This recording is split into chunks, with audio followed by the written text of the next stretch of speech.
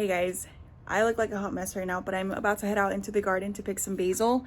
My son has been asking for pesto pasta since last night, but it was far too dark to come out here and harvest some, so I'm gonna do that right now so that I can cook it for lunch.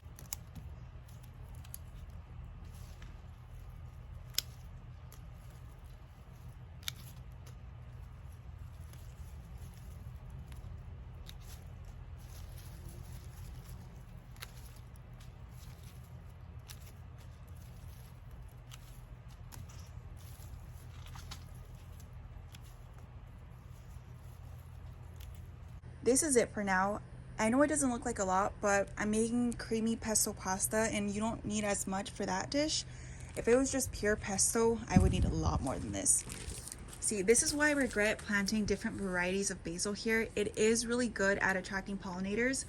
However, I need sweet Genovese basil and none of these are the type of basil that I need for my pasta. So once this is all taken out, I'm gonna replace it with sweet basil. But we can see some of our bee friends really enjoying this variety.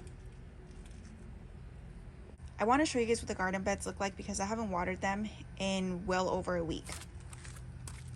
Because I have this mulch down, if I pull it away, look at the soil. It is so beautiful and moist. I know some people don't like that word. And I haven't had to water it at all. So if you live in the desert, please mulch your garden beds. It will lower your water bill. It'll keep your beds from drying out so quickly. And this way your plants don't look so droopy. A lot of my plants still are struggling a little bit just because it's so freaking hot here, but they would look a lot worse or possibly be dead right now if it wasn't for the mulch. Who else gets ecstatic every time you see pollinators? Look how beautiful they are. Early this morning, I wanted to come out here and show you what the roselle plants look like because they look so much better, but then the sun came out and they started getting droopy. So that's just how it goes here in Arizona. Plants either look amazing early in the morning and then late in the evening, but throughout the day, they just look like they're really sad. Let's check on this eggplant. Still looking amazing. I don't see any others, but the blooms are still there. So hopefully we'll get some soon. I keep checking on the figs because I really want to try one. I feel like I've been waiting forever. I know it hasn't been that long, but I'm just excited to finally try some from my garden. It's a little overcast right now, but still very hot and humid. So before I planted all of these fig trees, I had never tried a fig in my life. Oh, the sun came back out. And a few weeks ago, I tried one at my father-in-law's house, but they were all green. So I was excited to try them until I took a bite and realized that they were not close to being ripe at all. They were very underwhelming, very dry and not sweet at all because he was using them for more of a savory dish. So I'm still waiting to try the ones from my garden because I know that those are gonna be nice and sweet and jammy and I can't wait to experience all the flavors. Here we can see some flowers on these beans. Oh, that one fell off. Whoops. I'm really hoping they start producing soon. This was some sort of melon. Look at that. Some of them are starting to grow. Can't wait to see what variety it is. Is it a Kajari? No, right? I mean, the leaves do look very similar. Look at this. And then look at those. I did plant a ton of Kajari melon seeds because I only had about maybe 5 or 6 left and I just spread them throughout the garden, hoping that some of them would take, and I feel like most, if not all of them did, because now I have a ton of Kajari melon vines, which is fine by me. I'm not complaining because they're a delicious fruit. At this point, it's embarrassing how long this trash bag has been here. It has some of my old tomato plants, which I need to throw away, and all I have to do is carry them over to the side of the house and toss them in the trash can. But for some reason, I keep putting it off. Like right now, for example, I could do it, but I'm gonna show you my mango tree first. Let's move it over here though. Hopefully that will encourage me to get rid of them right after this video. So this is what the mango looks like right now. And if I come in closer, you guys might see that there's some bud swelling right here as well. So I'm pretty sure that within maybe a week or two, there's gonna be a new set of leaves coming out or a new set of branches. And I can't wait for that. Mangoes grow really fast here. The only thing that makes it a little bit difficult to grow them is our salt water and then our high alkaline soil. So growing them in a pot is a really good option. This one's in a 25-gallon pot. If I can find a bigger one, eventually I'll transplant it over to a huge pot, but we'll see when the time comes. If not, I might just keep pruning it and maintain it at a manageable height, but I do want a good production of mangoes from this one. And I've heard that the fruit punch variety is a really sweet one. I keep telling myself that I need to come out here to deadhead some of these sunflowers. The good thing about the ones that produce many blooms is that you can keep deadheading them and they'll just keep popping them out like crazy. But it's just been so hot here that it's really hard to come out during the day, and then by the evening I'm just really busy with dinner and the kids, and so sometimes the garden gets a little bit out of hand, or a lot out of hand.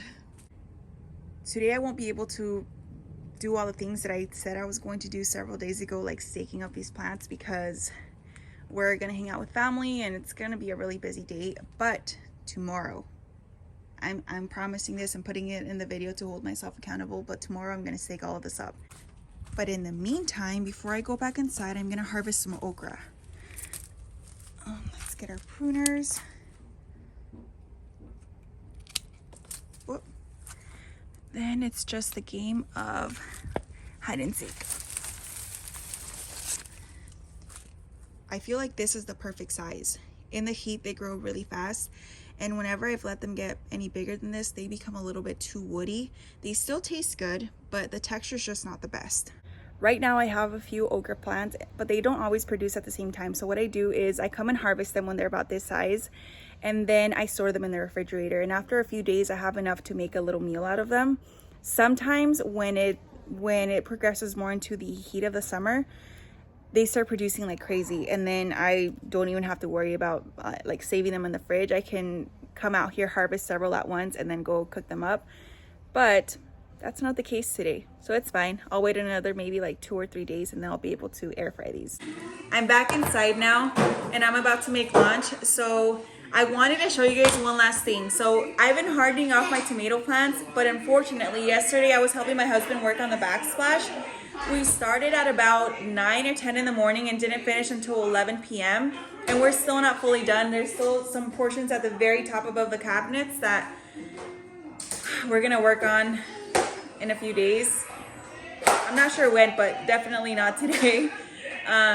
So because I was busy doing that, I forgot to bring in my tomato transplants, and I didn't water them. It was really hot yesterday, and this is what they look like right now.